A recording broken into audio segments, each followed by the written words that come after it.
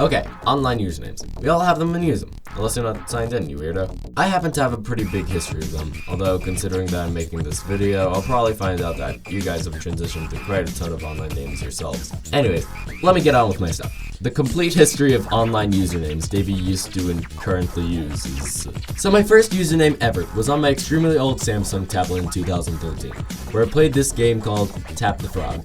This was the first game to ask me for my username, so in the moment when I first started playing, my 7-year-old brain decided to use Alien 2. Note that the E and I were in the wrong places. I could not spell alien at that time.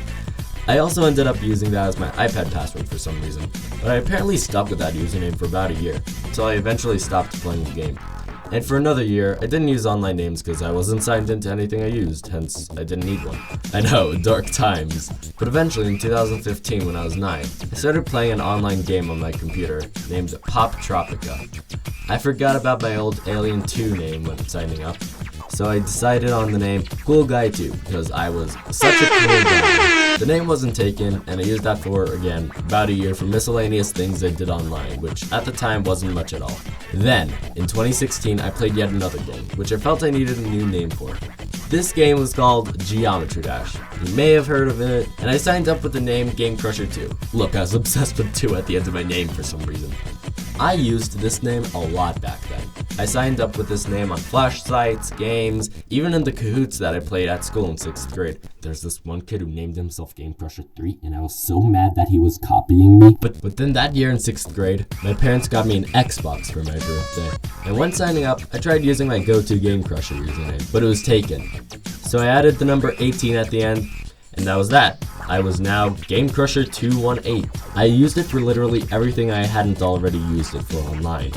Even when I signed up on Discord, YouTube, Minecraft, I used that name. However, I was nearing an age where I looked back on my past decisions and started to dislike them. I became a teenager. Since I started using Discord at the start of COVID, aka March 2020, my 14-year-old self knew that Game Crusher 218 was a very cringy name, and it didn't help that I had my Minecraft skin as my profile picture, so I was very self-conscious of my quote-unquote cringy state. I knew that I needed a name change, but I also didn't know what to change it to. I wanted something that I would stick with for a long time, and I so happened to stumble upon one in October of 2020. Minecraft Live, the reveal of the Caves and Cliffs update. And not only that, but they revealed that they were adding axolotls in the game. Then a spark went off in my head. It reminded me of the axolotls' existence. Yes, I knew about axolotls before Minecraft Live. A few days after Minecraft Live, I changed my profile picture to that of axolotl artwork and DM'd my friend Meatbeep asking what I should change my name to. He suggested Spirit Axolotl, and that clicked with me. I changed my name and that was that. I had my new, hopefully permanent username selected. And that brings us to today.